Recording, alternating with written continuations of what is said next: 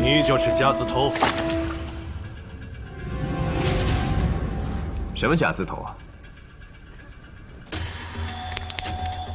没必要打吧？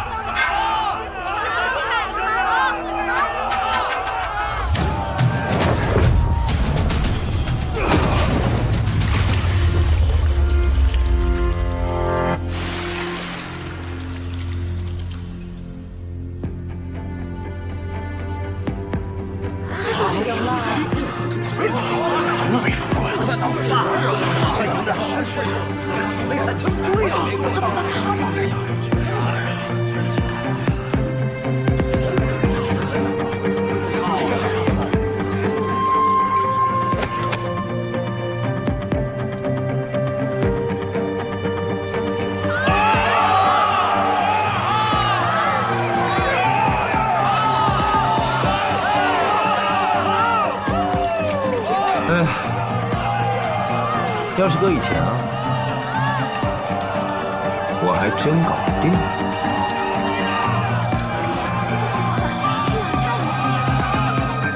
由我走。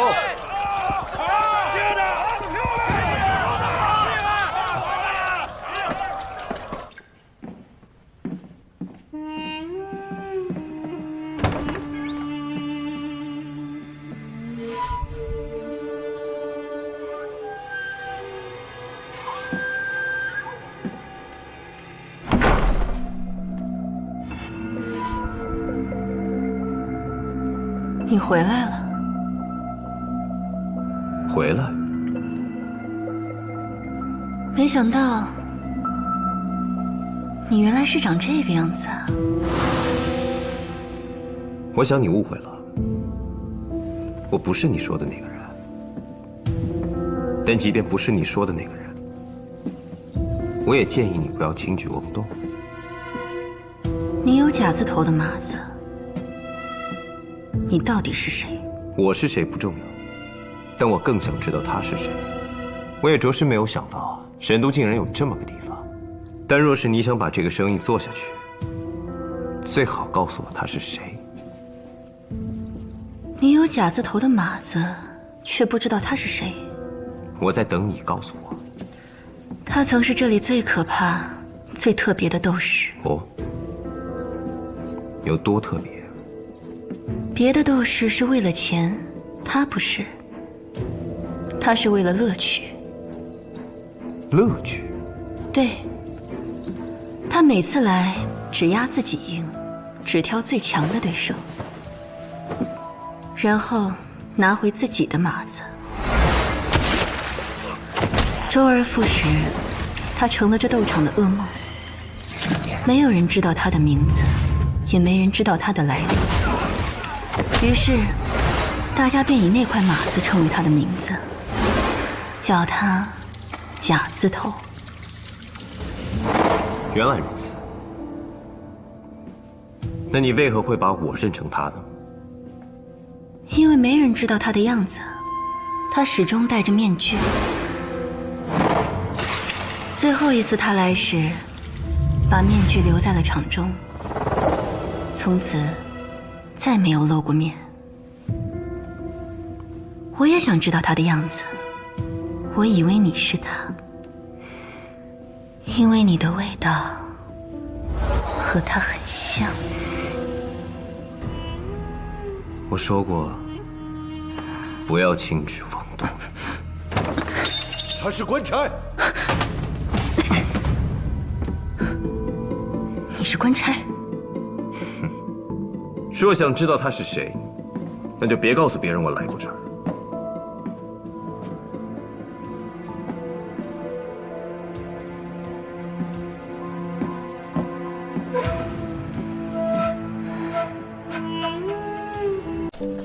慢点啊！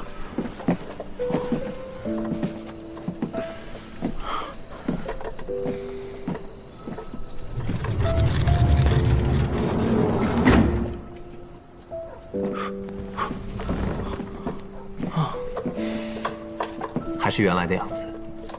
哎呀，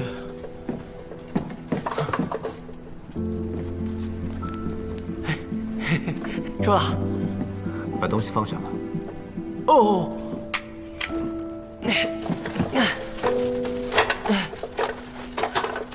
来，干吧。哎呀，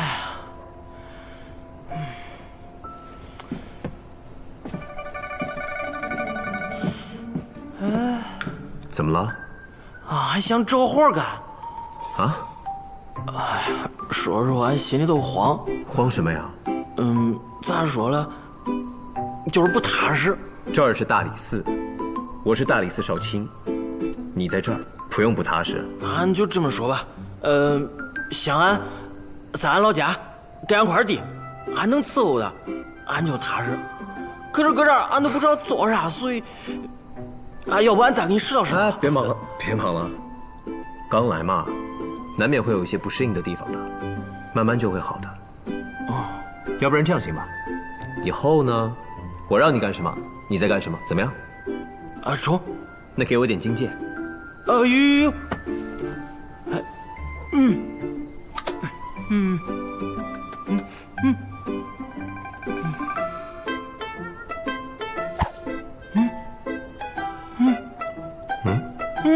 我这，再给我一点。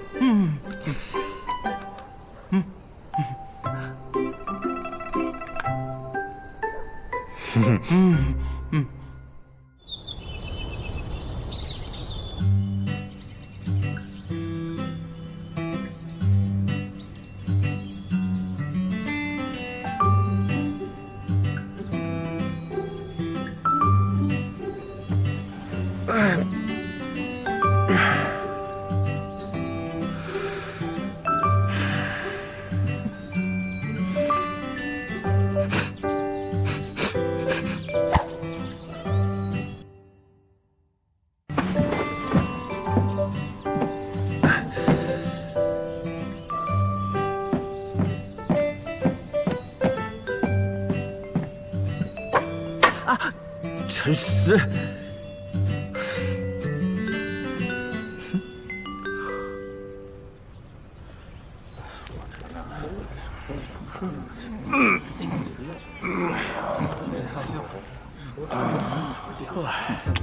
都怪你们昨天晚上跟我讲新少卿以前的事。假的吧，还怪吓人的，搞得我做了个噩梦，梦见灯笼鼓没人敲，没人敲还一个劲儿的响，一宿都没睡好。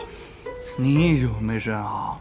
哦，你前半夜翻来覆去，后半夜你那呼噜震天响，你一宿没睡好，我才一宿没睡好，我也控制不住啊。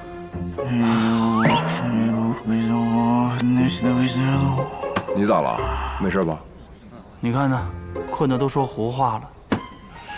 这是胡语。他也说梦话了。我瞅今儿这情形不太对呀，他们是不是孤立咱们了？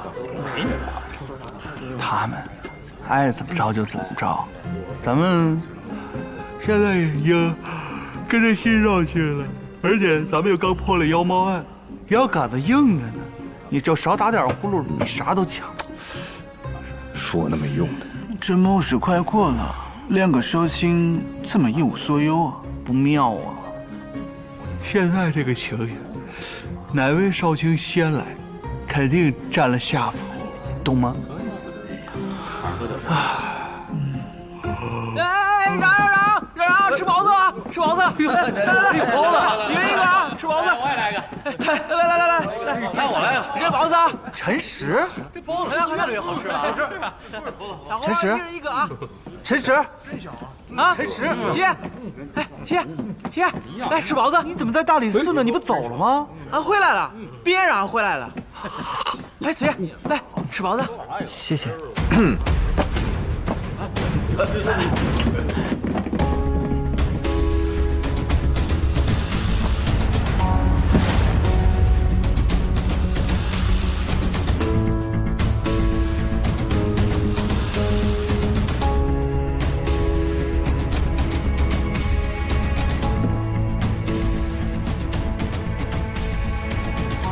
今日是我时了，诸位日后与我不必拘泥于虚礼，全力办事即好。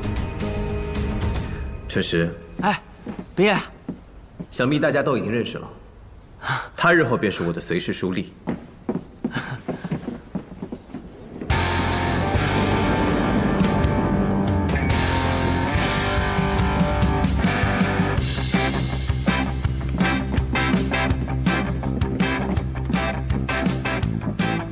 今日点卯，人可都来齐了。回大人，都齐了。这一出场啊，就被压了一头。应该多庆贺几天，只是恰好到了评定考核的节骨眼上，没有多余的时间再忙其他的事了。李少卿还有所不知吧？每年孟春都要考核各级官吏的功过，若是不及格的，就只能另谋高就了。这谁弄出来的制度啊？年年我都提心吊胆的。我知道了，大理寺上下属员无一例外，都要在孟春加以评定，论功行赏。但凡有人失职，绝不容。每年我年都过不好，我要是知道谁弄出来的制度，我非饶不了他。当年这项制度就是由我向前大理寺卿提出的，起初只适用在明镜堂，但后来见效果不错，又推及了全大理寺。由李少卿主理的明镜堂，2个司职，1个主簿，1个没有转正的评事，4个属下，在过去的1年里，除了妖猫案以外，破案还真是不敢恭维啊。不过既然由李少卿主理，我就不用多操心了。今日点卯，要是没有其他的事，就到这儿了。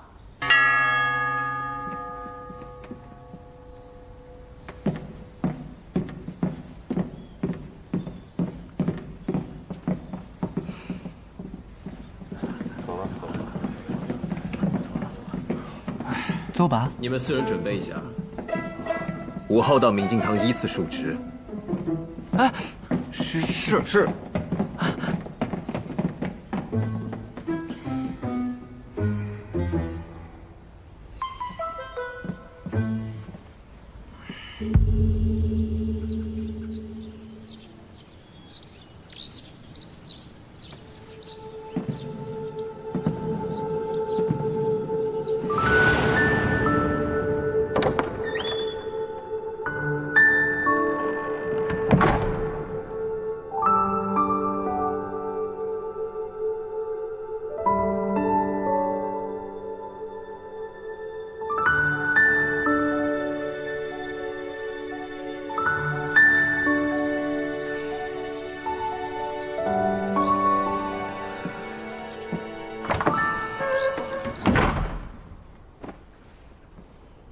妖猫案，多谢各位助力。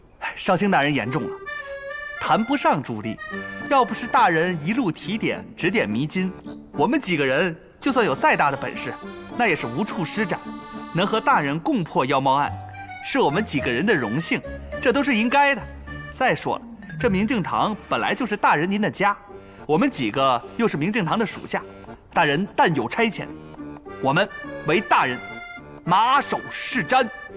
话说得挺漂亮，嘿嘿，大人您过奖了。既然如此，那就从你先开始述职吧。小的是大理寺司职王妻，在明镜堂嘛，也算是个小头领，也是明镜堂中资历最老的。久闻少卿大人大名，之前在妖猫案的时候，我就觉得少卿大人气宇不凡，今天总算是见到了。大人果然是一表人才，才高8斗，斗，你抖。属下崔贝，大理寺主簿，负责记录案卷、犯人画像。少卿大人，我是个粗人，也没怎么考过试就进了大理寺。不过你放心，我虽然出身不高，但是有把子力气，凡是粗活累活，出个外勤，抓个嫌犯，你大可放心。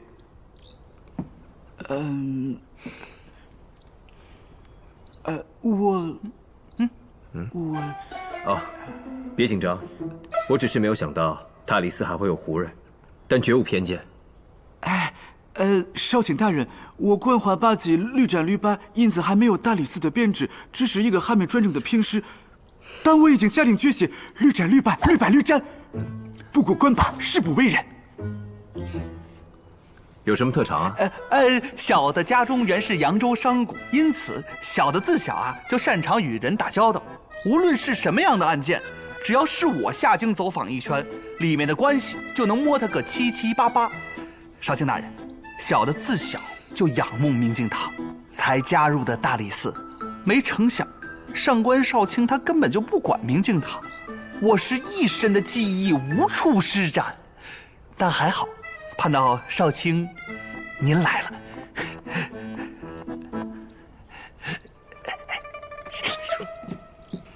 属下记性不错，不过什么？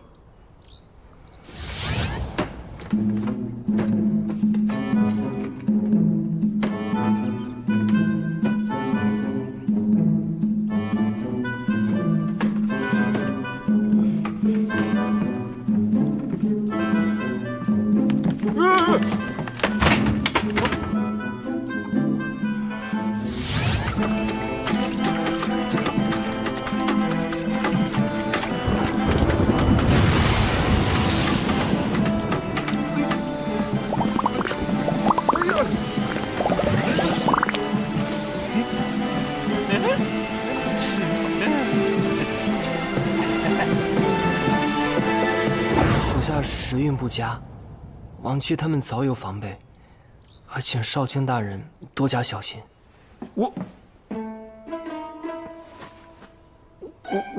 我好像也没什么别的专长了。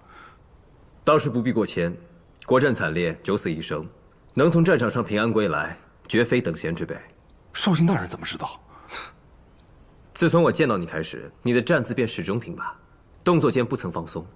你身形虽然高大，但走起路来脚步极为轻，功夫不浅，像是斥候的作风。方才紧张的时候，手不自觉摸向腰间，这些都是下意识的习惯。所以我推测，是毫无出身，未经考核进入大理寺，这是只有上过战场的老兵才有的待遇。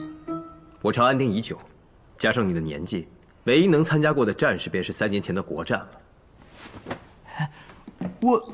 我会说很多语言，除了官话，西域那边的很多话我都会说会写。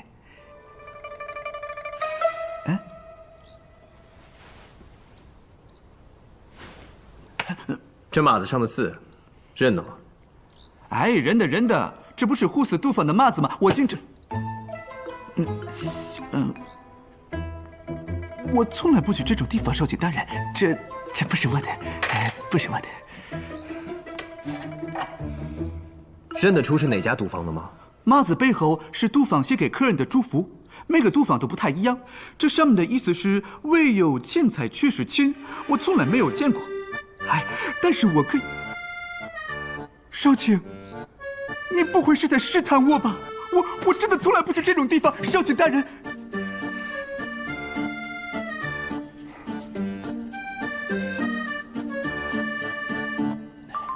王琦，你现在是明镜堂的管事，属下不才。那我问你，抛开妖猫案，明镜堂有多久没有破过案子了？还有那个彩生折割案，就之前给陈氏带回来的那个。少卿大人是这样的，我们之前确实没怎么破案子，但也不能全怪我们，主要是像样的案子也轮不到我们几个人的头上，我们想破案也没机会啊。大理寺经手的案子这么多，只要有心，怎么会没有机会？回大人，明镜堂现在的案子是这样的，按照案情的轻重缓急分为甲、乙、丙、丁4级，由少卿分配。我们几个人在上官少卿面前，人微言轻的，轮到我们头上都是一些无足轻重的丁级案子。你刚才说什么？无足轻重？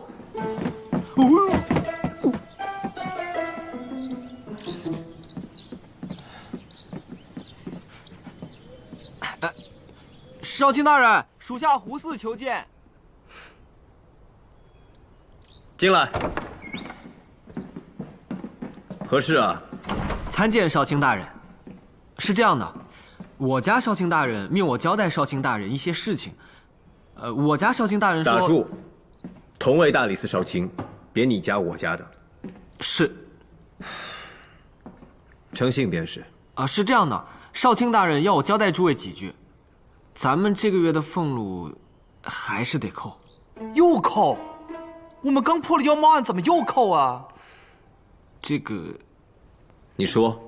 回礼少卿，咱们大理寺是按结案的多少来计算俸禄，因为明镜堂的几位之前在案子上一直压着饥荒。可是我们破了妖猫案这么大的案子，是没错呀。这个妖猫案是明镜堂刚刚破的首功，也被定为甲级案了。但是吧，这一桩甲级案只顶10桩丁级案，你们之前欠的案子太多了，我怕你们算不清楚，特地着人把这积压的案子都带来了，还请李少卿过目。胡死！你赶着新少卿上任的时候，你不故意的吗？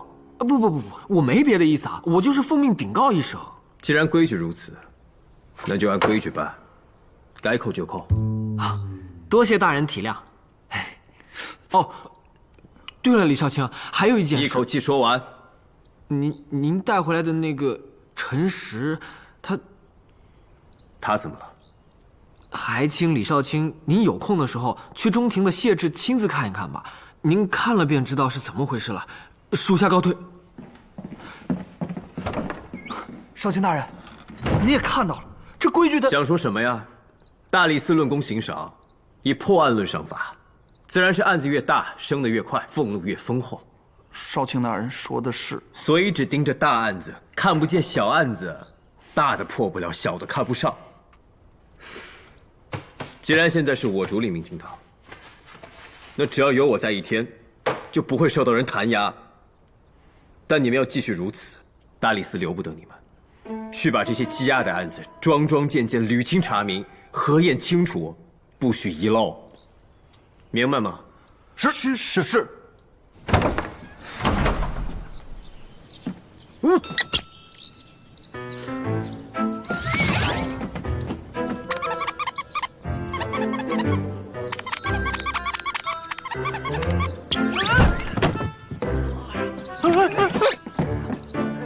对不住，对不住啊！对不住啊！慢慢走啊！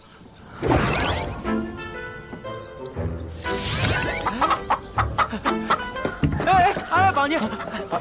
你是？俺是来帮你来。帮我？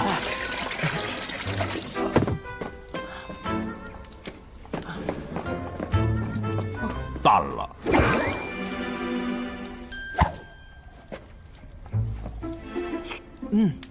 好了，不打了。哪儿的呀？俺是大理寺的。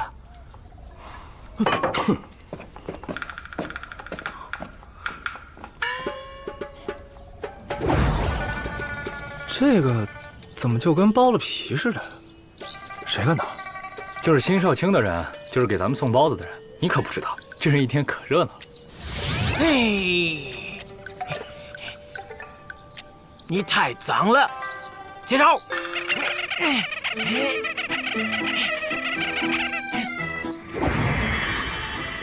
哎，你说这像啊？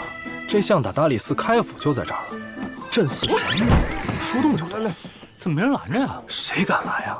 新少卿的人刚上任就整这一出，谁知道是不是有什么别的事儿？哎，不好说啊。你看今儿点卯，两位少卿明显较着劲儿，谁知道是不是下马威啊？对。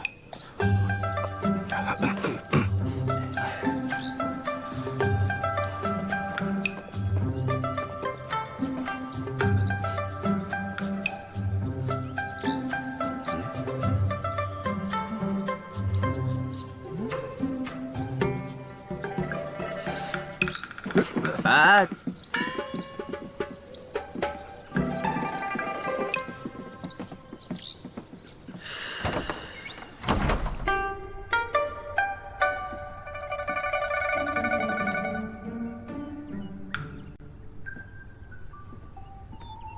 案子送到了，话带到了吗？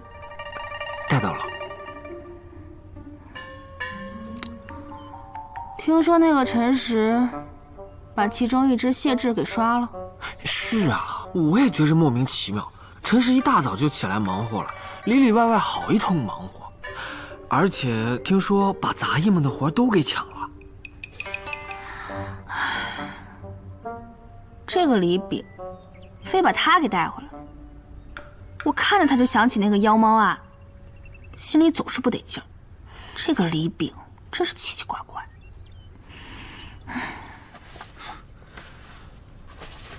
这新来的少卿啊，也没把咱们当自己人。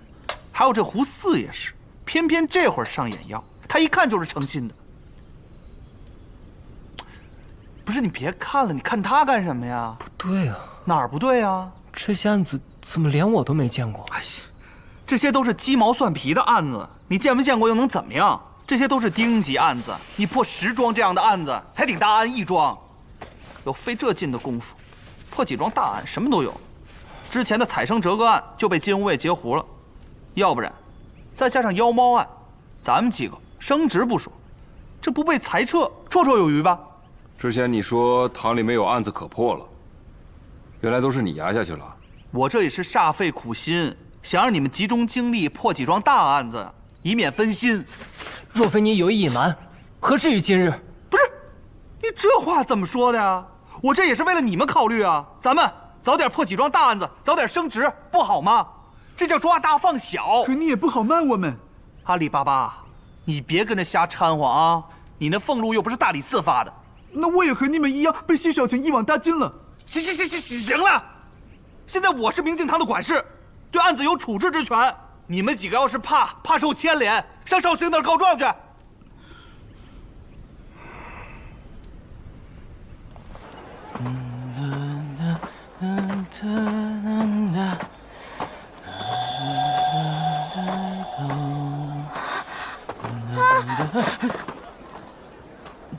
咋了，小妮儿？大理寺。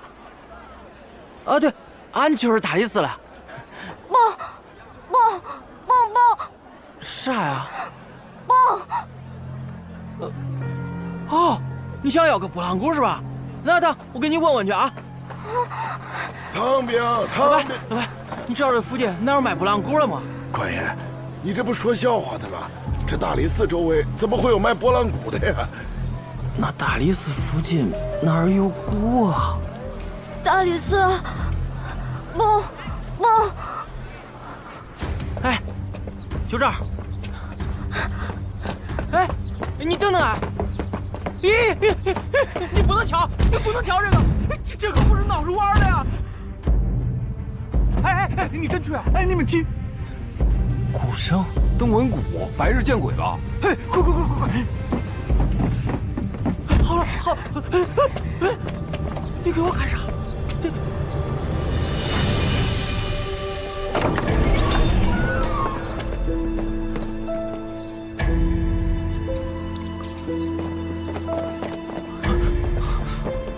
你看，我就说哪儿有鬼嘛，自己吓自己。怎么又是他？别，有人报官！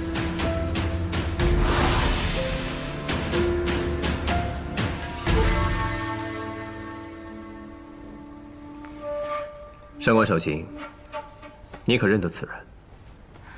认得。她是刑部一个员外郎的妹妹。可曾来过大理寺鸣冤？是来过，只是她所诉冤情，并不存在。怎么说3个月前，她的兄长在刑部官署自缢身亡，此案已有定论。案情确定属实吗？刑部已经查清楚了。那为何还会再来鸣冤？冤！你有何冤情？大胆说。冤！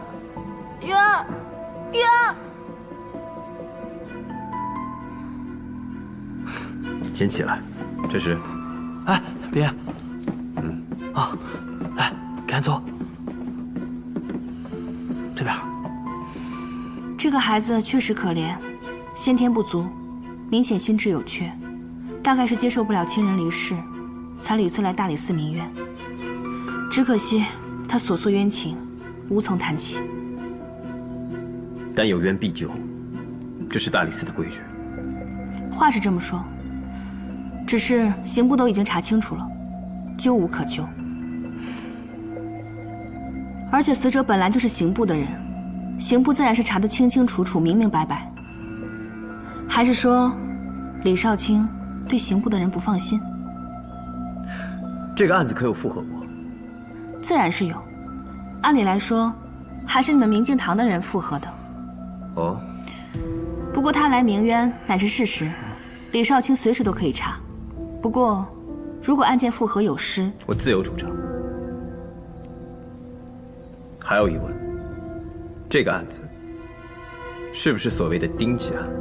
自然，死者乃是自杀，也没有太多疑点，自然归为丁级。此事我们回头再议。李少卿有劳。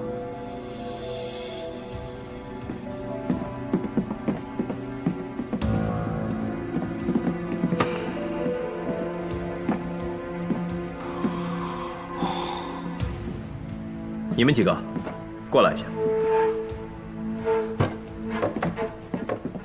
刚才上官少卿说，这个案子是明镜堂经手复核的，具体情况如何？这个案子在下还是看过的。那你说一下细节。这个细节呢，上官少卿大人已经说过了。这个案子就不算是个案子，而且刑部已经查明，案情简单，就是自缢而亡。我们走个程序就可以了。走个程序？你们没有看过卷宗？什么时候大理寺复核案件可以只用走过场了？这个案子是明镜堂负责经手的，现在苦主前来击鼓鸣冤，明镜堂一问三不知。你们几个去把这个案子从头到尾再复核一遍，结果随时报与我听。如果再有纰漏，你们几个人的去留，在这个案子见分晓。听明白了吗？是。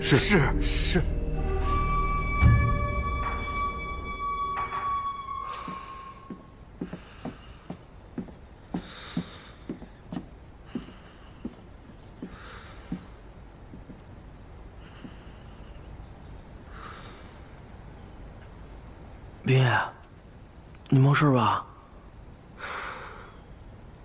怎么了？啊，那闺女咋办呀？啊，你去通知祭祠堂，一会儿会有人来接她的。啊，中。那之前俺能陪陪她吗？去吧。那走了啊。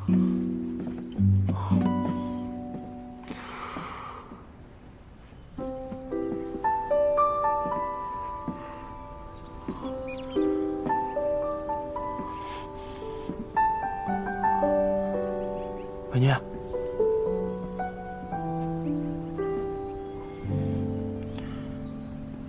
闺女，你叫啥名啊？要不俺带你去找吃的吧？大肉包子。走吧。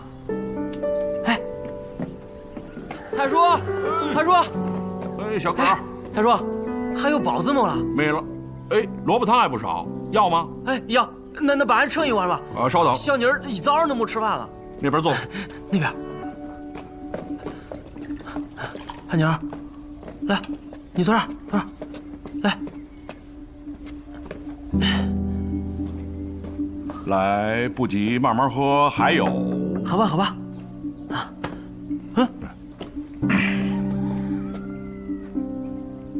咋回事？命远了。员外郎的妹妹。没见过。上个月就来明桂院的，可他兄长却是自缢而死，有什么冤可诉啊？啊，这可怜呀！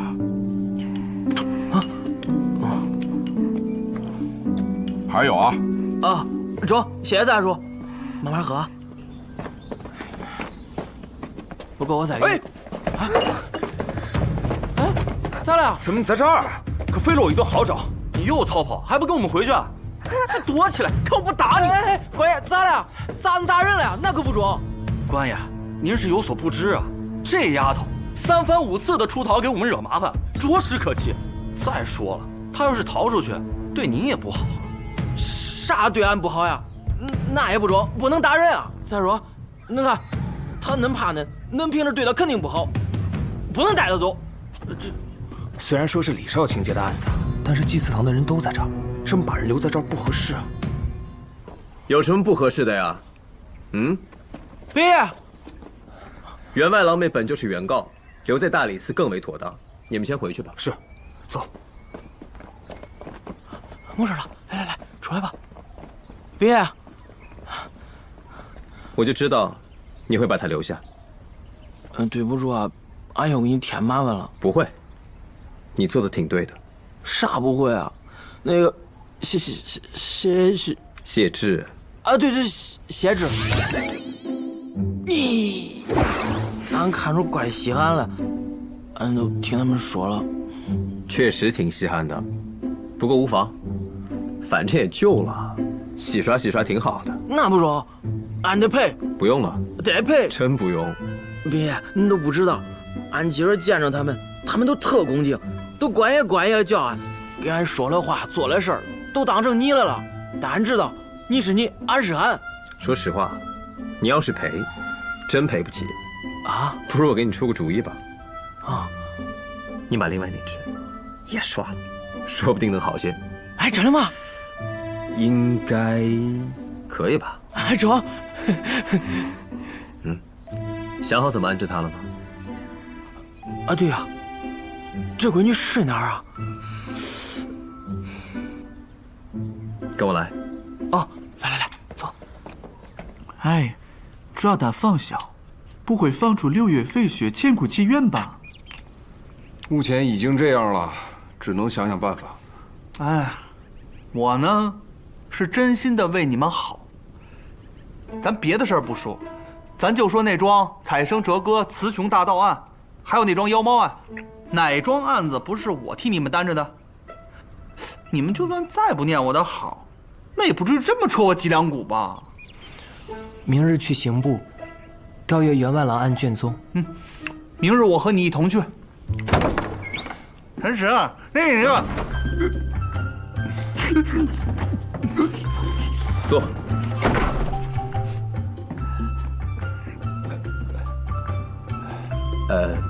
能不能腾一间宿舍出来？我想安置一下原告。腾，立马腾。只不过，那个房间的屋顶前些天漏了，我们一直在外边没来得及修。屋顶的事儿交给俺来弄都中。你啊，好，你们几个专心查案，别再节外生枝了。是。嗯。来这边。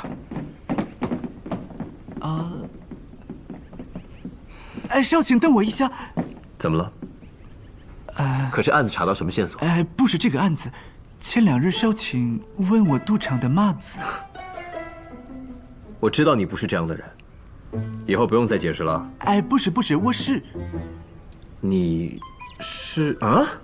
不是，哎呀，我是后来打探了一下，找到了这个赌场，原来是一个赌人打斗输赢的斗场。这是赌场的地址，希望能为少卿立下点汗马功劳。多谢。哪里，少卿客气。胡斯的赌房何其之多啊！一一探查下来要花很多时间。你最近又没有在大理寺高驾，真的辛苦了，费心了。这些都是水到渠成的事。谢了。我可太棒了。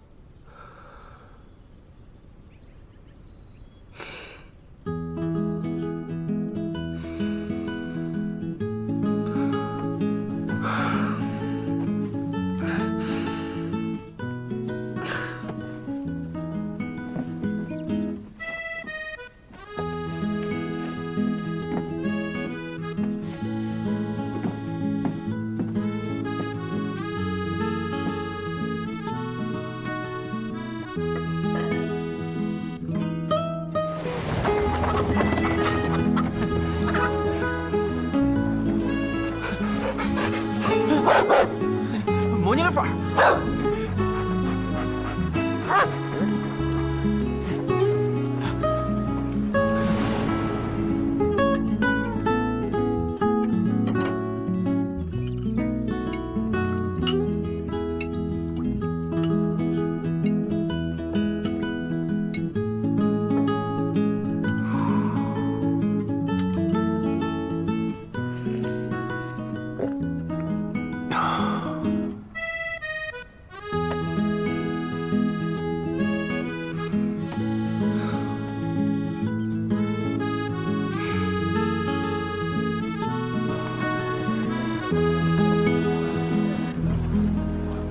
怎么了？你老盯着我干什么呀？一切如常。对啊，一切如常啊。这不应该你我同行，你身上总归是要发生点意外的。崔贝，你就不能盼着我点好吗？我就说，我知道你要说什么。我告诉你吧，我生下来啊，我爹就给我算了一卦，我命中啊带官，那硬着呢。我生下来啊就是走仕途的料，就你这点道行，根本伤害不了我。我跟你说件事儿，你知道这个案子我为什么只是走了个过场吗？何意？你看，光记性，你这不思考这里面的人情世故可怎么办呢？这个案是上官少卿扔给咱们明镜堂的，为什么扔过来？因为这是刑部的案子，刑部和大理寺平起平坐，他们又是专门破案的，他们已经查明的案子，谁去核查呀？这万一查出了什么问题，那不得罪人吗？所以，我才只是走了个过场。到底何意？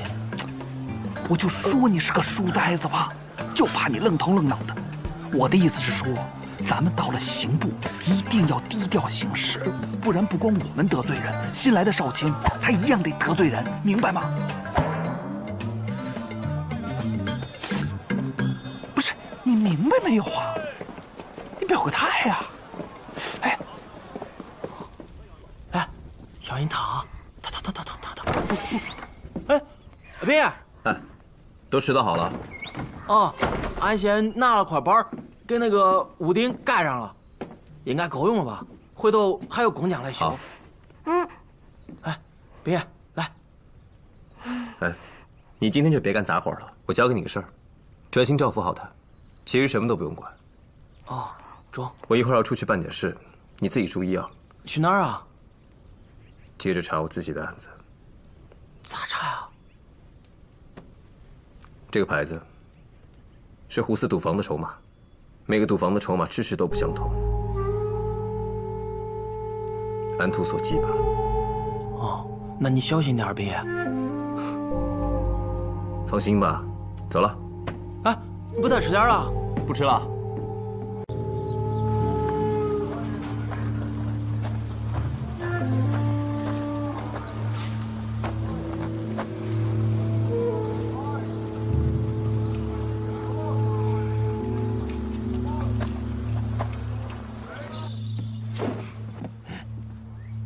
让他进来。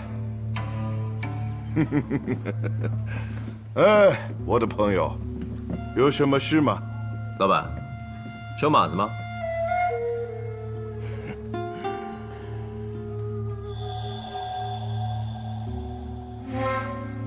看着点，跟我走。复合？是。之前这个案子不是已经复核过了吗？这不是要再复核一次吗？再复核？是不是大理寺查出了什么不清、不实、不明之处啊？还没有。既然没有什么明确的理由，那为什么还要复核？这是……你是几品呢？啊？我问你是几品啊？下官从6品。一个从6品的司职，就来我们刑部复核案子。看来你们大理寺还真的瞧得起我们刑部啊！这……大人，我等虽然位卑言轻，但复核一事属于我等职责权限。此前此案虽然已经复核，但是大人可知，近日大理寺新少卿上任，要酌情抽检此前案件，也是为了熟悉各方程序，并非是对刑部不公。我等奉少卿之命履职，还望大人不必介怀。那你的意思是，这是新少卿的意思？是。那好，既然是李少卿的面子，那我不能不给。这样吧，我们刑部会一律配合就是了。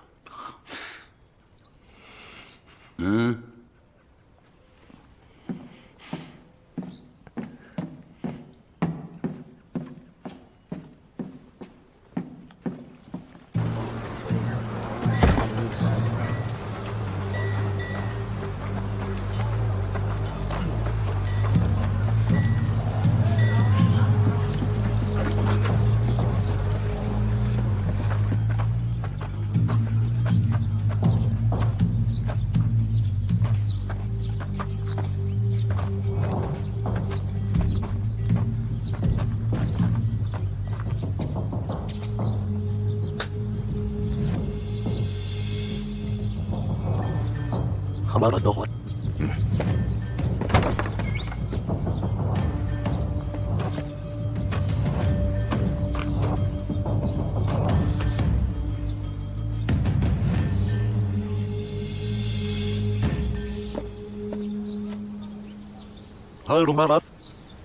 可以进去了。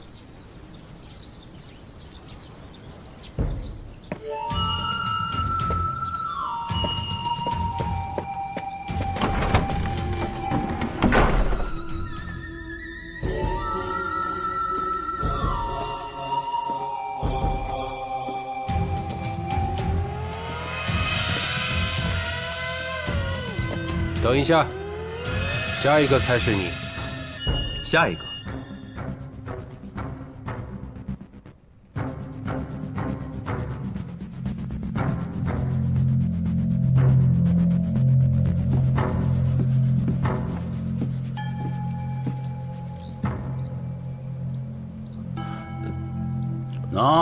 此案的细节皆在里边。好，二位还是好好看看吧。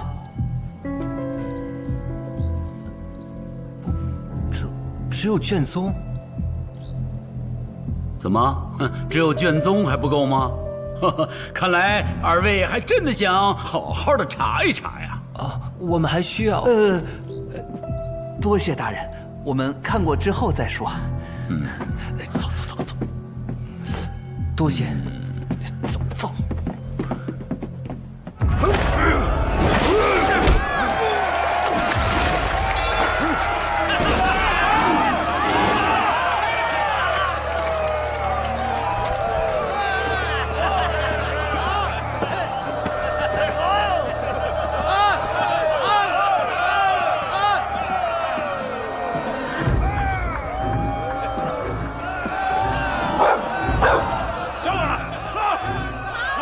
原来是这么回事啊！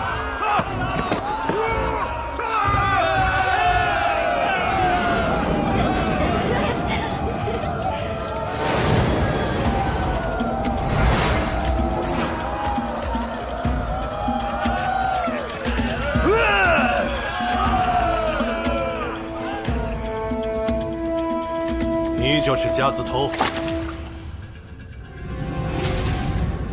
什么夹子头啊？没必要打吧？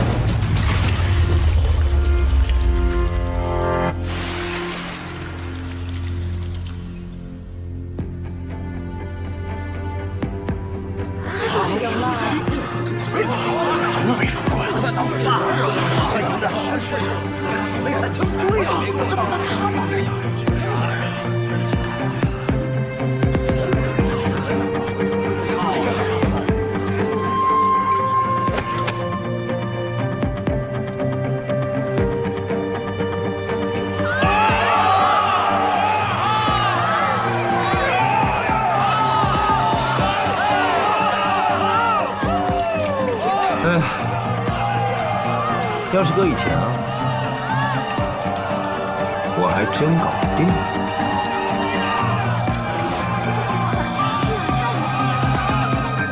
由我走。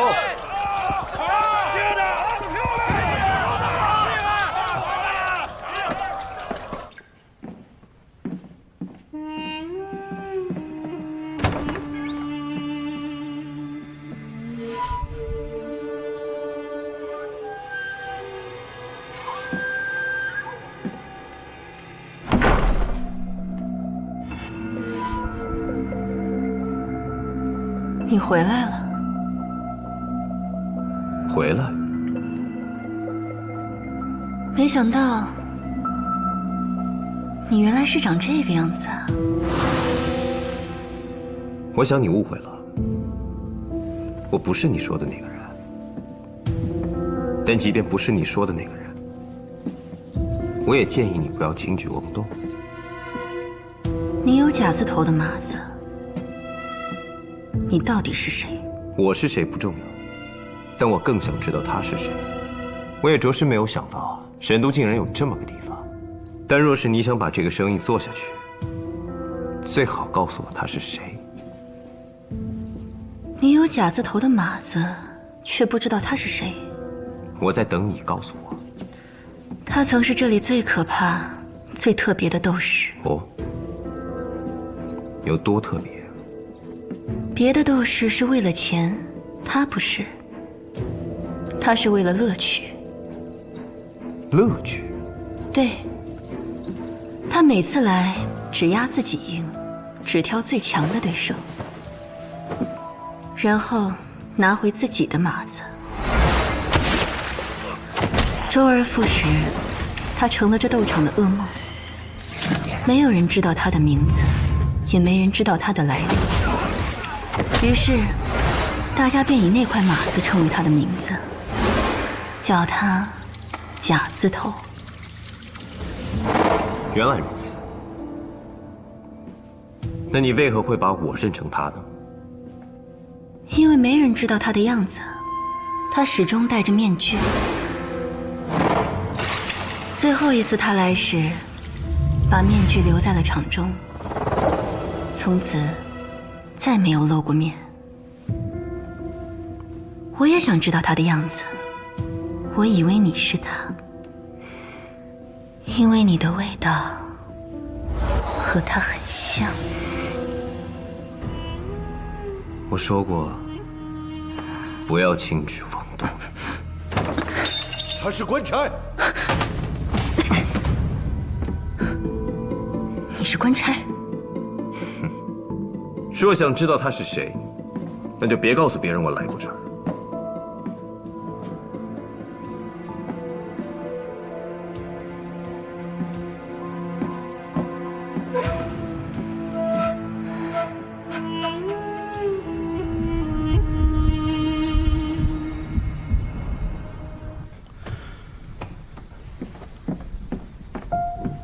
哎呀，你的被子，哎呀，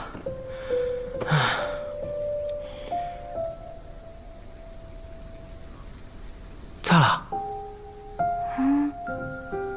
你是不是又饿了？要不俺给你编个兔子？哎，你找啥了？哎，你找啥了呀？只拿卷宗可行吗？怎么不行啊？这卷宗是我们从刑部拿回来的，我们又正儿八经的去了刑部，而刑部只给了我们卷宗，这就不是我们的问题了。不是，你这岂非敷衍了事啊？你这就是死心眼儿，这能一样吗？双方的面子都过得去，而且少卿一旦问起了，这责任就不在我们这儿了。嘿嘿。你找啥了呀？怎么了这是？叫什么呢？你找啥了？啊？哎，怎么了？怎么了？找不着东西了？怎么了这是？什么丢了？不知道呀。啊，你是要找笔吗？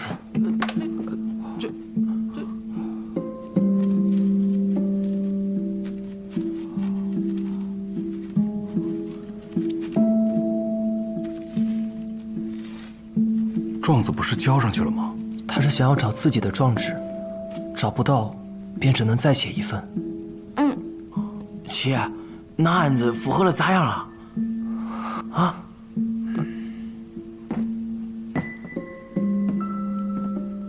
你们几个干嘛呢？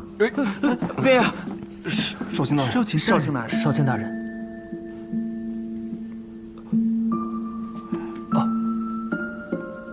少卿，案子还没有复核好，容我们查好之后再报。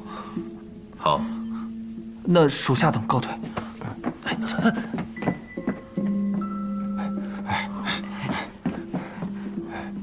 少卿，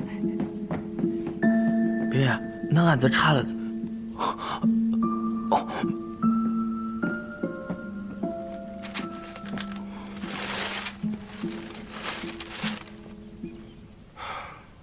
他们还算是有心。你先好好照顾他，回头我再跟你说。哦，中。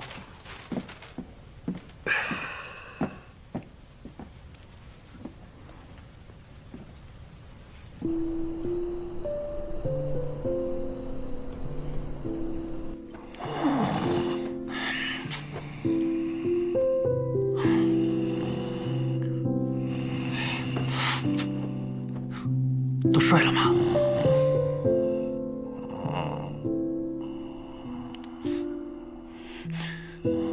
明天我想再去一次刑部。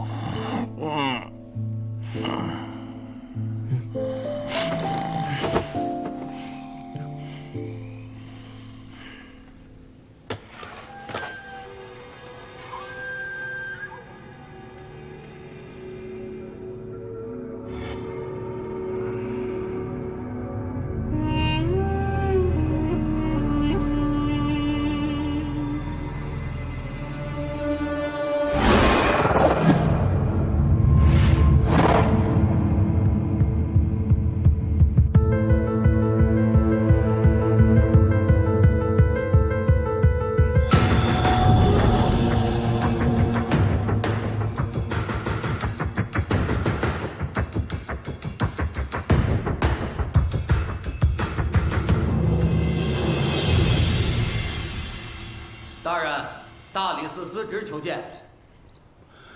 进来。是。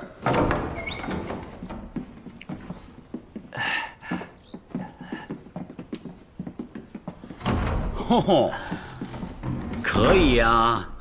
没想到你们几个复合的还真够快的。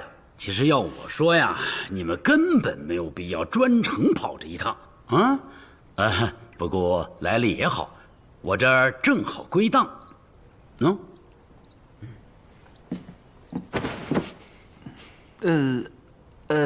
大人，今日我们来呢，还是有一些问题。怎么？这卷宗上有什么写的不清楚的吗？这个……哦，没有，详尽的很。可以说是掰米艺术。案件恐有误差，理应勘察现场。什么？大人，他们昨夜吃多了，把脑子给撑坏了。我们昨日来呢，本就是奉少卿之命，要把事情做得更严谨一些。所以我们回去之后，研读案卷之余，又特意讨论了一番，发现这刑部调查之法真是妙不可言，让我们大开眼界。今日我们特来寻迹重查。哎呀，说的倒是好听，别以为我不知道你们几个想的是什么。如果你们非要重查的情况下，到时候可别怪我没提醒你们。那就有劳大人配合了。请。好。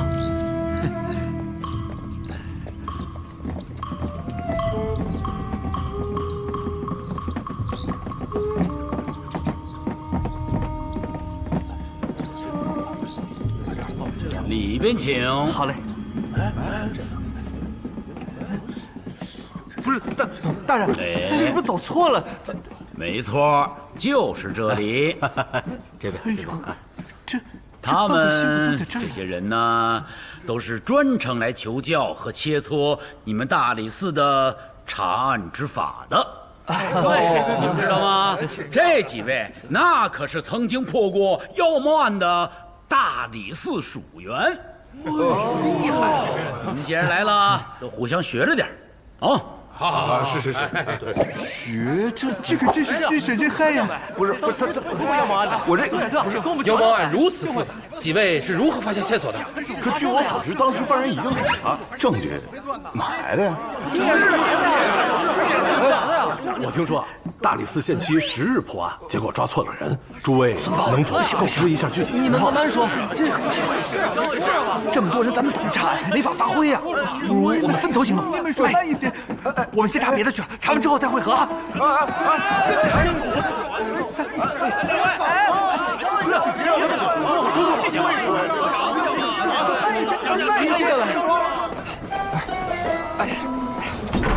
哎呀，不是，等等，咱们就这么走了，是不是不太仗义啊？什么仗义不仗义的？你没看那阵仗啊？咱们4个人不都得困在那儿？干脆给他留一个外国人跟一个闷葫芦，随便他们问去。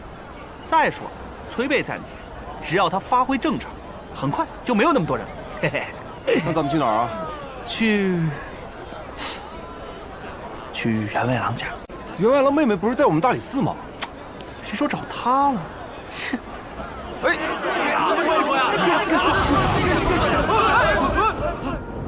这什么东西？打雷了！不好了！刚才不知道怎么了，突然打了个撼天雷，也不知道为什么，就那么邪门，就刚好击中我们刑部大狱。那西南角的飞檐都被雷给炸碎了，有不少同僚和人犯都受了伤，只怕那些重刑犯那趁人不注意都跑了。跑了？干嘛呢？快走了！快走啊！抓去！哎！你还是别去了，就站在这里吧。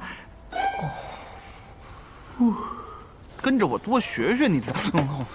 慢点。哎，这人呢，虽说是没了啊，但总归会留下一些生活的痕迹，啊。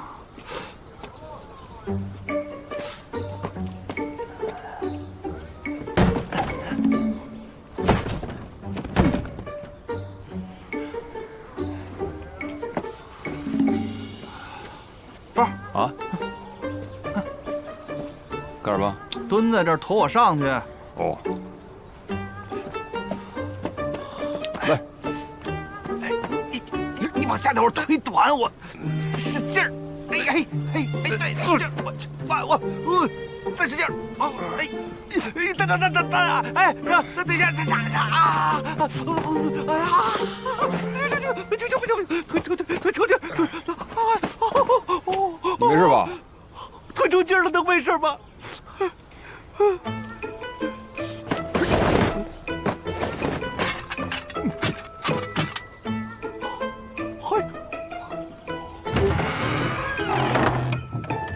进来。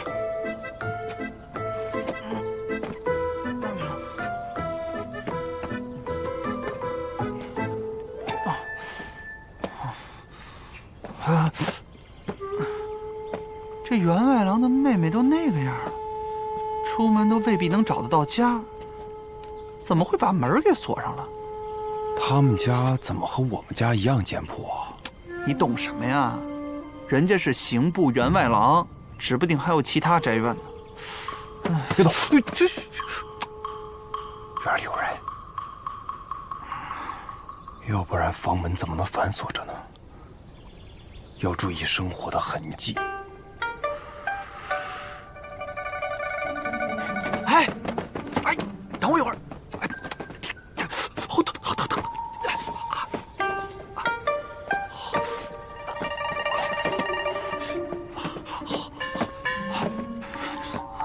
好疼！坐下。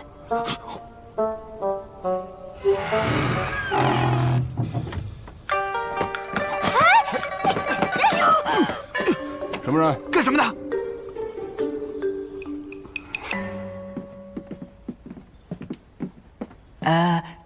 请问你和员外郎熟吗？不熟。这桩案子你有经手吗？可有什么杯弓蛇影的地方？其实，你可以根据案发时间、所属辖地和案情类别分别编著目录。虽然会费些心思，但是日后若是查找起来，确实方便许多。哦，我日常也在大理寺中负责整理卷宗，这些案件数目繁多，若是不花些心思，日后必然是要吃苦头的。方才我见他们都出去了，唯独你留在这里。若你并非是员外郎的友人，莫非你对此案也有疑虑？你们大理寺说要复查这个案子，却连这个都不知道吗？我们一知半解，还请不吝赐教。其实，那天交班时，最先发现员外郎尸体的人，就是我。哎，还真是天网恢恢，疏而不漏啊！你这个人说话总是怪怪的。哎，你们有什么想要知道的，就问吧。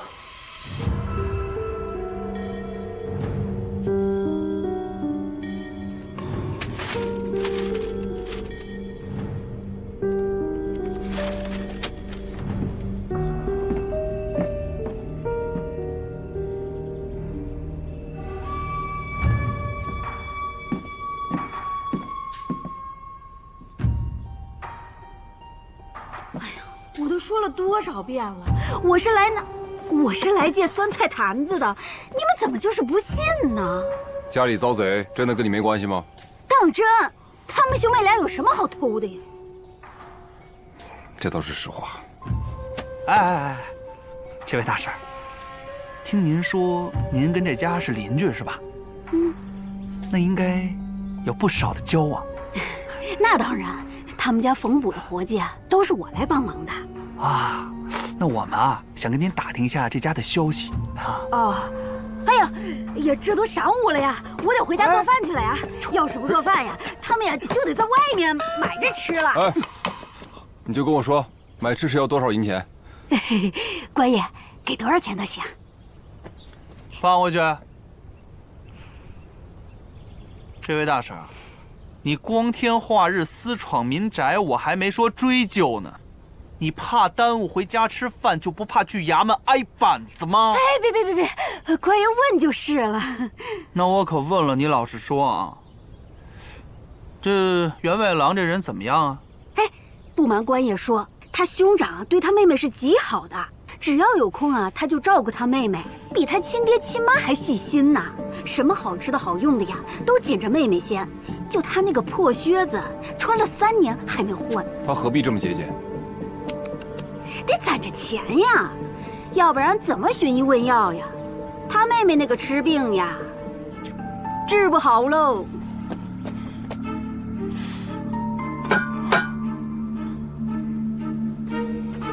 那你听说员外郎自缢消息的时候，你是怎么想的？这我不好说。再说了，这也不是我说的事儿呀。早2年前吧，有那么一次，兄妹俩出门双双落水被救，给送了回来。这每年洛河之中有无数落水之人，这也不是什么稀奇的事儿啊。哎呀，但是我觉得呀，他们俩不像是落水，倒像是投河啊。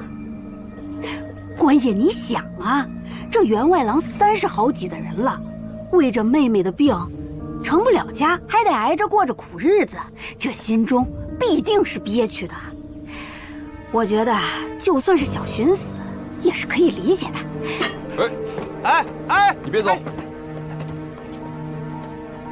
最近员外郎可有遇到什么特别的事吗？没有。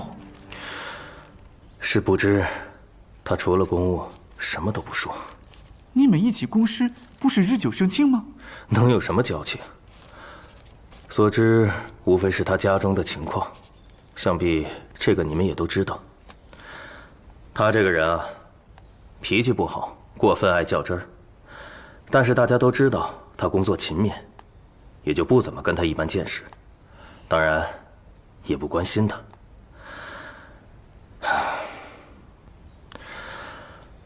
何况最近他还刚被侍郎大人训斥过。那是何时？2个月前了。其实也没什么，侍郎大人只是觉得他总爱告假回家看护妹妹，对他不满罢了。虽然公务他也带回去处理了，也没耽误什么事儿，但长此以往也不是办法。侍郎大人似乎有意要免他的职。哎，怎么样？你们还顺利吗？你们忘恩负义，狼狈为奸。哎，那么严重？哪有那么严重啊？你们还顺利吧？达根人张大寅时夜巡途经此地，发现员外郎仍在挑灯夜读。可卯时来人与员外郎交班，却发现他已经死在屋中，这倒是与卷宗所记载无异。这么说，还真是自杀。我们问了他们兄妹的邻居，说是员外郎从前就带着他妹妹投过河。投过河？再加上要被面质压力太大，有个性馆长没有朋友，就容易想不开了。请带我们去现场看看吧。好。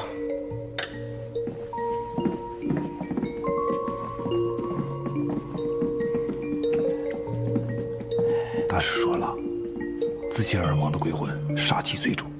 员外郎当夜所批阅的卷宗，这份我已经誊抄过了，原件随你们参详。倒是认真啊。这是一边写字一边喝茶，把案卷弄湿了。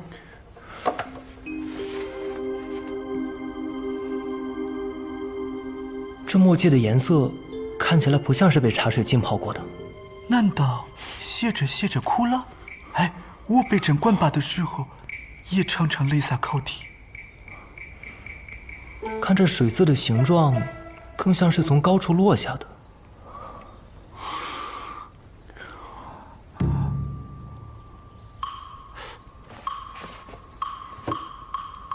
这桌子一直在这里吗？没动过。当晚，员外郎就坐在这里。不是，坐在这又怎么了？你看见他了？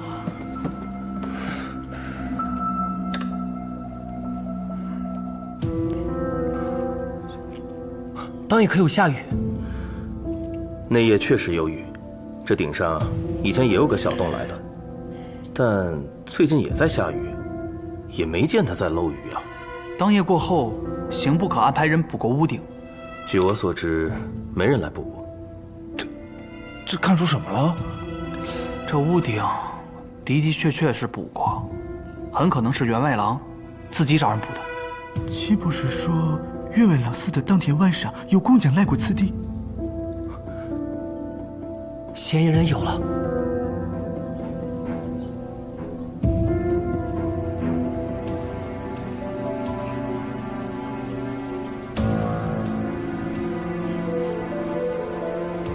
你当晚就见过员外郎，为何不说？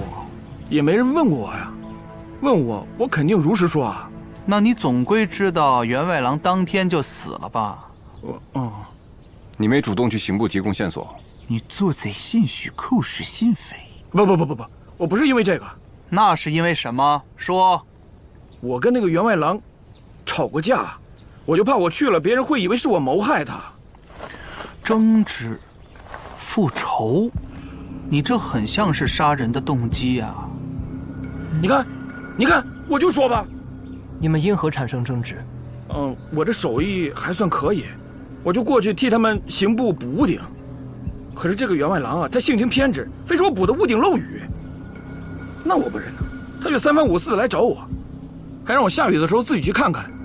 我让他找的实在是烦了，那天晚上正好下雨，那我就去了。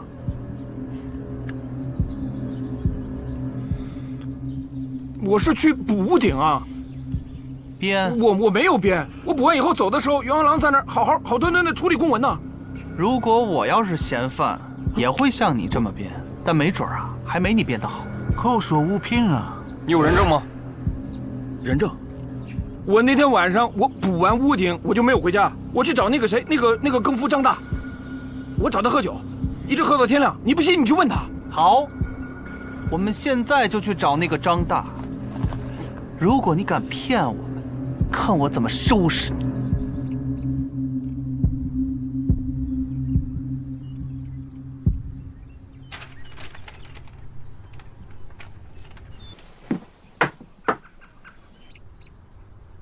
进来。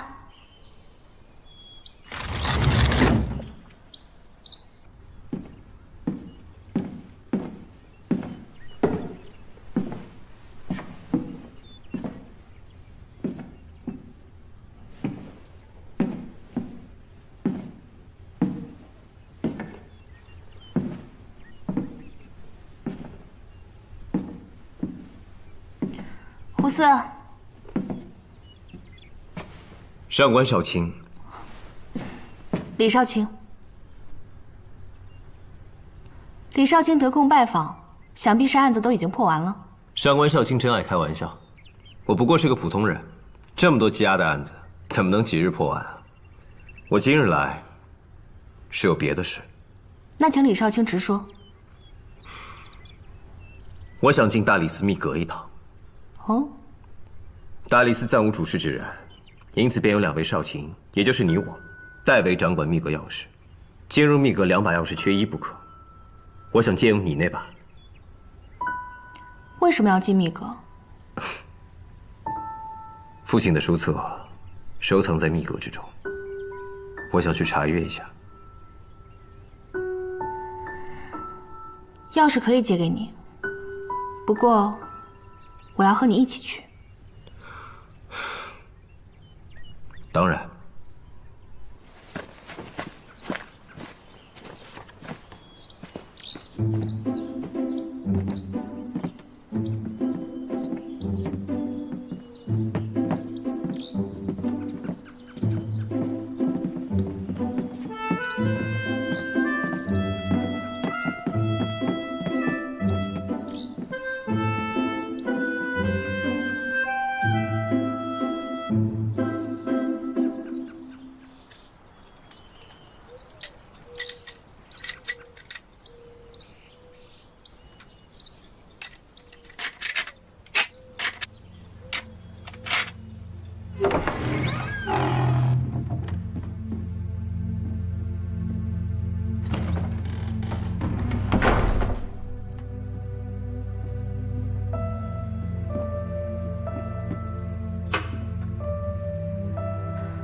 我进大理寺以来，也从来没来过这里。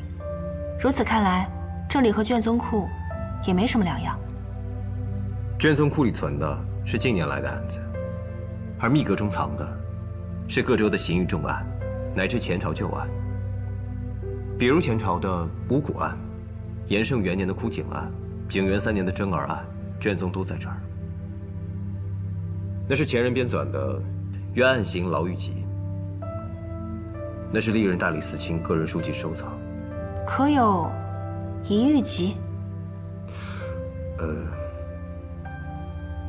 在那边中间那个。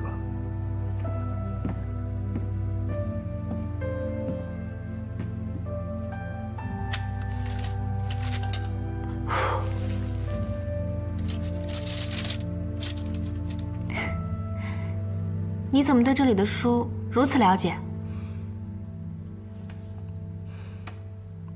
我父亲在任时，允许我在寺中读览。我最常待的便是密阁了。这里的书和案卷，你看过多少？10有8、9吧。我那个时候身体不好，唯一能消遣的，也就是看书了。我很好奇，前大理寺卿治理的大理寺会是什么样子？我父亲治下的大理寺啊，既是纪律严明，但又不失宽宏。就拿密阁举例，密阁虽密，却也允许大家无论品级高低，凡是大理寺属员都可借阅，而且无论案件大小，也都是上下一心，全力查办。如此说来，你对现在的大理寺颇有不满。上官少卿多虑了，不过是思念和敬重亡父罢了。不过，即便是把案子分成了甲、乙、丙、丁4等，的确是可以帮助到考核，便于分配。但若是让他们滋生出对案子有轻重缓急、厚此薄彼的念头，岂不是舍本逐末了？而且大理寺的案子多半与人命有关，人心鬼域，很多案子的深浅，不到最后其实很难评定的。说得轻巧，大理寺的案件那么多，不分轻重缓急，怎么可能查得完？上官少卿，我倒是有个提议。请讲。妖猫案中，你我应该是有些什么误会。既然现在大家同为大理寺少卿，不如冰释前嫌，同心努力，查案平冤罢了。我们少些表面之争。此前种种，是李炳多有得罪。我从没想过与李少卿有什么表面之争，那就是早有默契了。我看完了，我们出去吧。这书你不用带出去吗？我记得住。倘若还需再来，还得麻烦上官少卿。